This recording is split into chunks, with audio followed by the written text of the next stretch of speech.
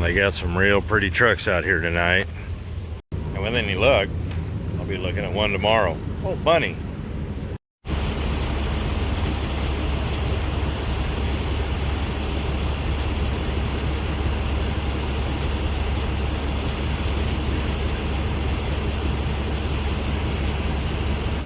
So this little guy's been running away from me. Oh, and there's a cat chasing him on the other side. So that's always fun. A cat and rabbit standoff. Truthfully, I could probably watch this all night, but I'm here to look at that truck. This is a 2020 579. Called about it, and yeah, it's for sale, and it appears to have everything that I want. It also turns out that's a fake owl. I've never been more disappointed. Now I know how my parents felt when I told them I was going to be a truck driver. So I'm down here in Sioux City right now looking at the truck. Ooh, is it still there? Well, there was one truck here earlier. I think he pulled out. Doggone it, I wanted to get a picture of him. Had a beautiful cab over pulling a bull rack. I mean, it was absolutely gorgeous. We're talking like a P362. It was really nice. It's gone. That makes me sad.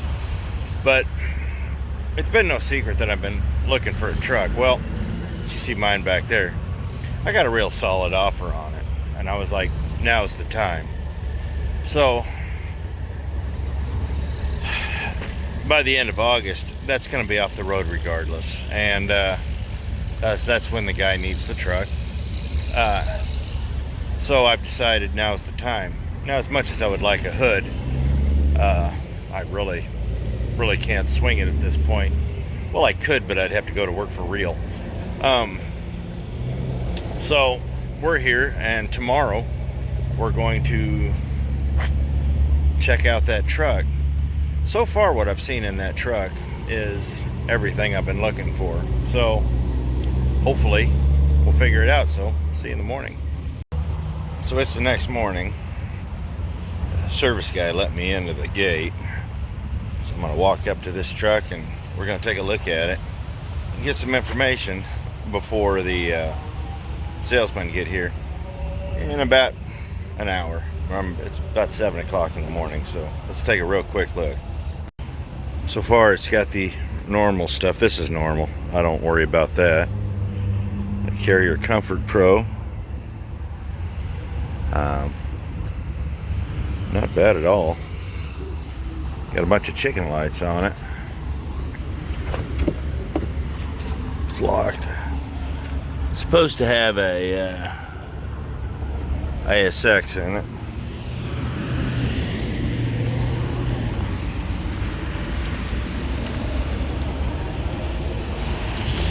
Boy, that's a nice color. What if this side's unlocked? Oh yeah. Let's see what the inside looks like. It's open. Oh.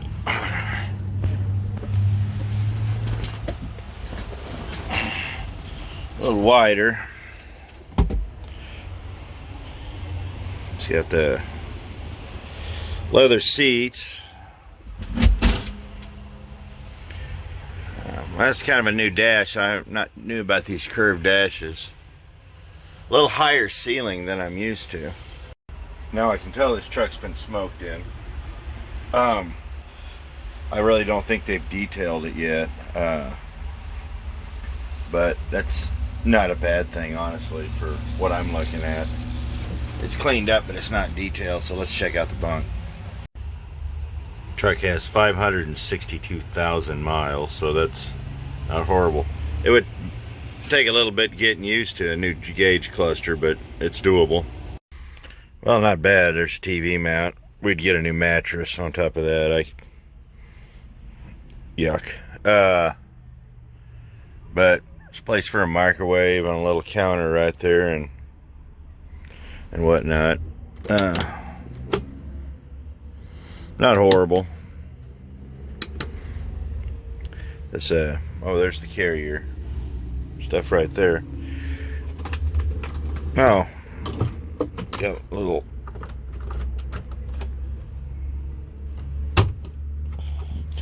The one thing that I always have trouble with is the storage. Oh, I hate these fridges. Oh wait, this is okay, this is good.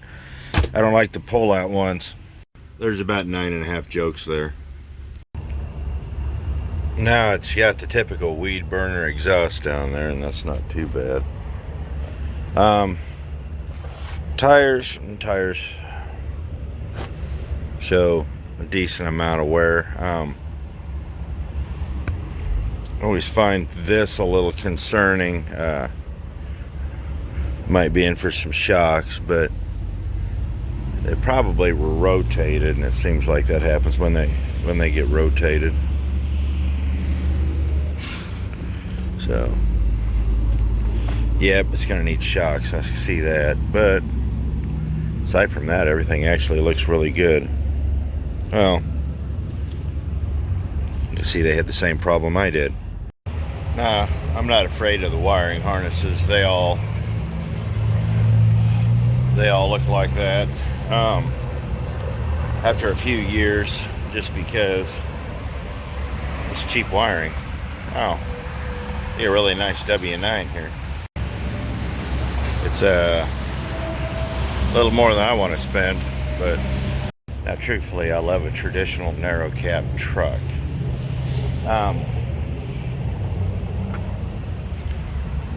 But I have driven, wide cabs before, and it's not a horrible thing. You just have to learn how to recenter yourself in the roads. But my preference is a narrow cab. But times are changing, and I've talked to some guys that have driven these trucks, and everybody seems to like them. So I know if I was to buy that, I'll have a bunch of new challenges and new parts, and it's not conventional old 379 style stuff.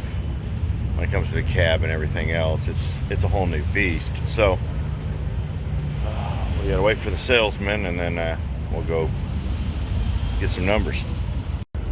There's a stretch right there. It's not too bad. Now we're here with the salesman. He's gonna go grab the key to the one next to it too. I like that one, but everything looks real good. It's an anniversary edition. That's a plus. Don't really have anything that really sticks out. Let's see.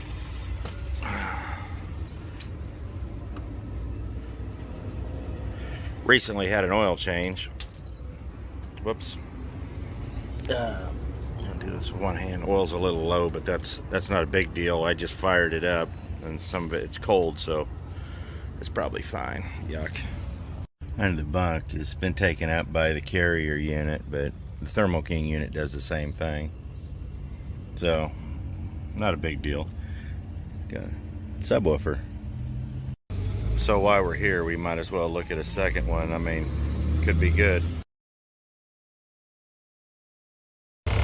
So that black truck next to it, that was a no-go. That thing was beat. It was trashed. I wouldn't have shown pictures of it. It was that bad. It was a company truck and driven by somebody in a company who was not into maintenance and didn't care. Patch it up, get it to where we can trade it in, and send it off. The sleeper fenders were bent up. There was like duff all over the engine. Something had been blowing out. I mean, it was just that truck was not good. So we didn't look at that. But I sent off my information to my buddy, and we're going to run the numbers on it. But then another weird thing happened. The weird thing that happened was I asked him how much they needed down to hold the truck till I do all my preliminaries. They wanted a $4,000 non-refundable. I said, that's obscene. There's no way. I'm a single guy. I can't afford that. I can't afford to lose $4,000. I said I could get the nod of that and be like, hey, that's a great truck, or that I could get the, man, you need to run. And, from the looks of that truck, it could go either way. It was averaging A little over 140,000 miles a year is what it averaged, and you know, at 560 some things on a 2020, that's a lot of miles. Now, don't get me wrong, it was built in 8/19, but it may not have been delivered for a few more weeks after that. So I don't know. We're looking at maybe 150,000 a year.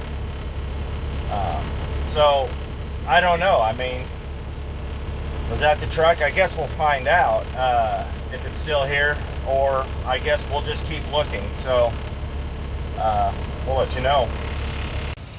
So it's the next day, and it's a cloudy day in Wayland, Missouri. But I did make an important discovery this last week. You can buy Arby's horsey sauce at the grocery store now. And getting a bottle of that with some rotisserie chicken is actually better than it sounds. So let's get back to the truck, and I'll tell you about these trucks I looked at. So at 562,000 miles, the truck had obviously had it'd been plugged into and all that. So I don't know if any numbers had been, or if any check engine lights had been cleared or anything like that.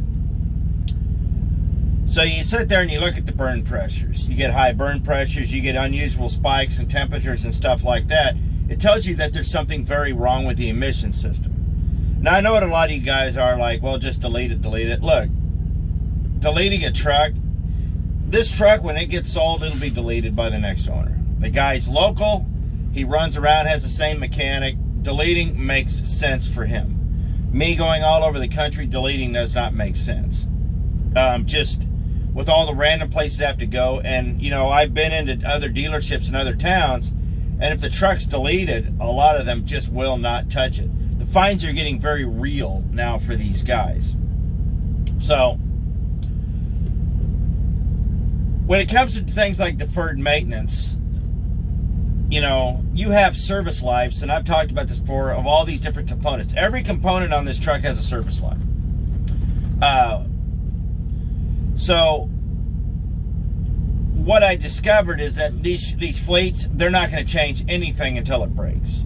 So, but what they're supposed to do is go down a list at 100,000 miles and service this, do this, this, and this. At 250,000 miles, go down a list, replace this, service this, clean this. And at 500,000 miles, replace this, replace this, replace this, replace this. And the theory is that if you do that, the truck will last forever. I'm also very superstitious about oil. Whatever the truck comes with is what stays with the truck till the day it leaves me. I never change oil. Whatever brand it is. Now, I get a little superstitious about that, but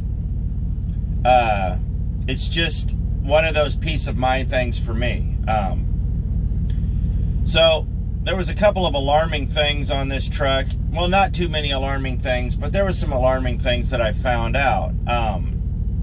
It didn't really have any drips or anything like that. It sounded good. It shifted great, all that.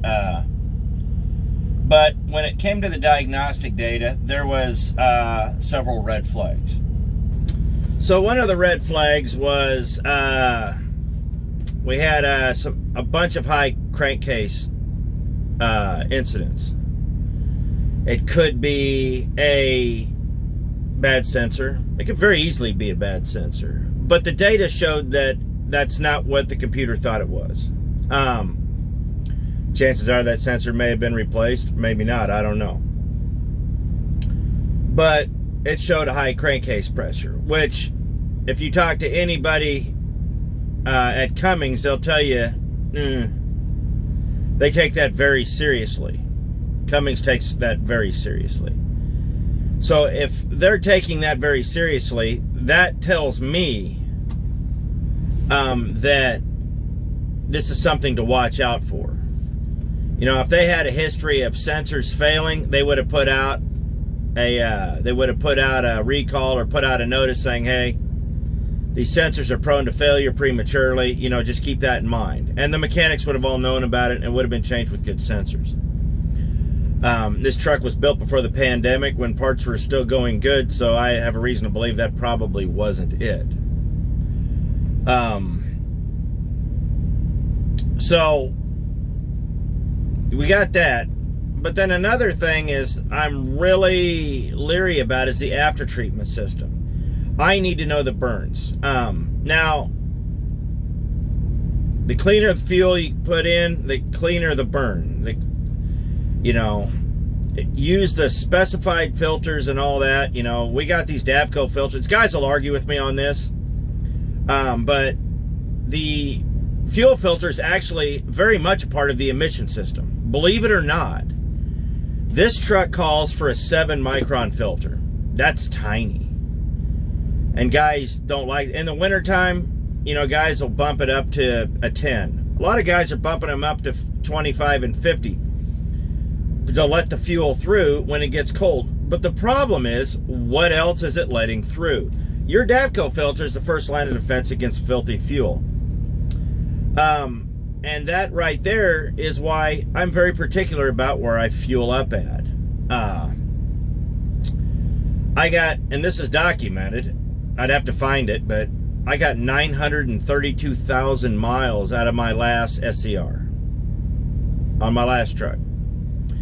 And part of that was as I changed the filters regularly, changed the oil filter regularly, because the oil will cleans out the carbon and crap too, which I don't like. That's part of the emission system.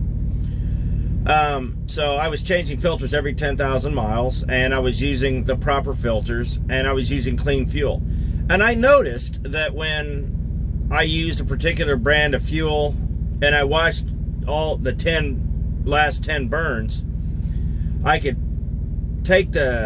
find out when I filled up here versus when I filled up here, and you can literally watch the sine wave move up and down per fill up per place I stopped, per company I fueled at. And I discovered that one particular company has the cleanest fuel out there. And I'm not going to endorse any of these companies online, but I noticed that when I started using that fuel, I quit getting codes saying my catalyst was plugged up. The catalyst was plugging up because it had dirty fuel. And I realized that if I put the proper filters on, it will clean a lot of that crap out before it gets into my system. But so we had that, but we also had a bunch of spikes on that truck. We had a bunch of spikes in the in the DEF system, or the filtration system, and or the DPF, excuse me. And what those spikes meant was that the filter's cracked. That's usually an indication of a cracked filter. And at 562,000 miles, that's a very real thing. So you have to ask yourself a question. These two things, are these deal breakers? Absolutely.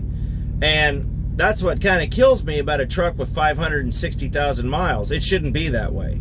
But this was a fleet truck, and it was driven hard, and it was dumped. So at the end of the day, the truck was a no-go. That's kind of sad. It was a pretty truck. I did like the truck. Had pretty much everything I was looking for the most part. But it didn't have it where it mattered. And that's kind of, I mean, a pretty truck is nice, but, you know, a truck can look just as pretty broke down on the side of the road. So you kind of have to sit there and really weigh out your options. So the truck was a no-go, which was sad. Tire wear looked good. The steer tires looked good. I mean, hopefully they were the ones that came on it. Just everything else looked really good, but oh crap, that's a wasp bumping against the window. That startled me. You shoot. But it just was a no-go.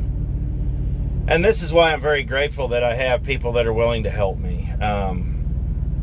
They're like, give us the specs, give us the information, you know, can you download the ECM?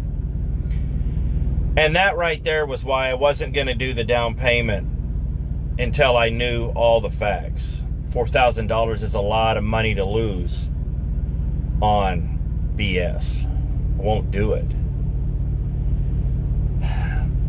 Yeah, I thought that was absolutely ridiculous. So basically what that $4,000 is that's kind of leverage. They're leveraging they've made the deposit money so high that you're kind of leveraged into buying the truck regardless. And I'm not going to be that way. I'm not going to do it. I will not do it.